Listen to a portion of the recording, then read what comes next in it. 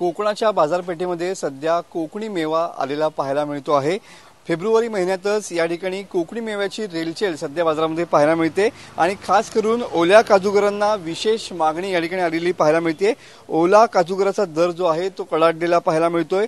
तब्बल 1200 रुपये किलो दराने सध्या स्थानिक बाजारपेठेत ओल्या काजूगराची मागणी या ठिकाणी वाढलेली पाहायला मिळते आहे। सध्या मागणी वाढल्याने दर सुद्धा या ठिकाणी वधारलेला पाहायला मिळतोय। ओल्या काजूगराला मुंबई, पुणे, दिल्ली, बेंगलोर अशा ठिकाणी देखील या ठिकाणी मागणी आहे। चविष्ट आणि पौष्टिक असल्यामुळे सध्या या ओल्या काजूगरांची मागणी सध्या स्थानिक बाजारपेठेमध्ये वाढलेली पाहायला मिळते। तुम्ही बघू शकता की मोठ्या संख्येने सध्या या ओल्या काजूगरची आवक या ठिकाणी झालेली आहे आणि तब्बल 1200 रुपये किलो या दराने सध्या या ओल्या काजूगरची विक्री होताना पाहायला मिळते आहे।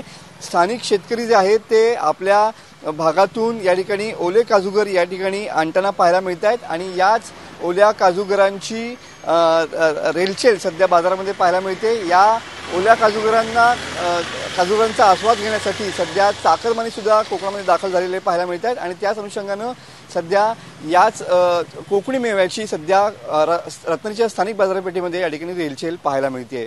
कॅमेरामन समित गजनेसह मी मनोज लेले, TV9 मराठी, रत्नागिरी।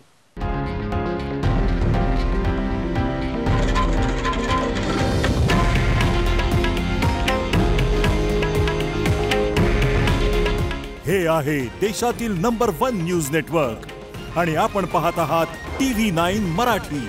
काळजी तुमची, हित महाराष्ट्राचं।